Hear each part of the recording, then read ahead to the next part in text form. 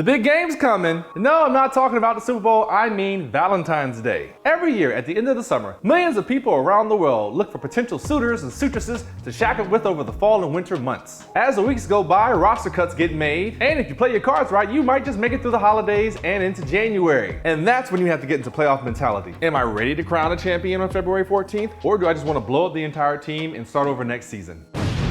If you find yourself lucky enough to throw a championship parade on Valentine's Day, do I have a meal for you? While everybody else is just getting chicken Alfredo, your trophy presentation will consist of this delicious shrimp scampi dish. Buttery, savory, fresh, nothing says I fucks with you like crustaceans. First up, we need to make an herb butter. This one is simple. I've taken a half cup of softened butter. To this we'll add 1/4 cup of olive oil, 2 teaspoons of fresh grated parmesan, 2 teaspoons of Cattleman's Italian seasoning. Now I've used fresh herbs or an Italian blend seasoning before, but I saw a recipe using this, and since I already had it, I went for that.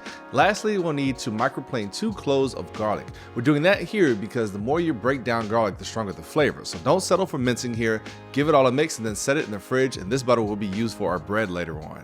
Next is the marinade. I've got 1/4 cup of olive oil, another 2 cloves of microplaned garlic, the zest and juice of 1 whole lemon, and 1 tablespoon of salt.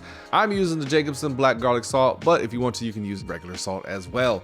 Mix everything up. As for the shrimp, I've got a pound of large shrimp that's been peeled and deveined. I bought these frozen and thawed out in some cold water. Into the marinade, they go for about 10 minutes. I would not go over 15 minutes because the acid from the lemon juice will start to cook the outside of the shrimp, and we don't want that because it'll risk us overcooking and having rubbery shrimp. When our shrimp is done marinating, we're going to toss it into a screaming hot pan over medium-high heat and cook for about 1 minute each side. Get those shrimp out of the pan and off the side because now we can build our scampi sauce. Pour in about 2 tablespoons of olive oil and toss in a whole diced shallot and about 4 cloves of sliced garlic. Also have a teaspoon of red pepper flakes and some salt to taste. Once the shallot has begun to soften, add in about half a cup of cherry tomatoes cut in half, of course.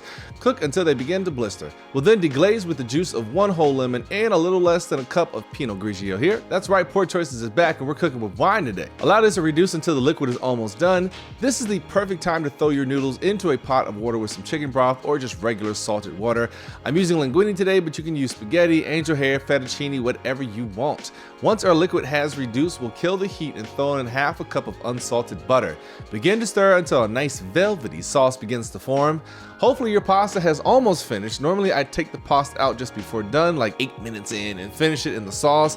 Add in your shrimp and give everything a mix. If you need to, add some pasta water and mix if the sauce needs thinning out, and then it's plate time.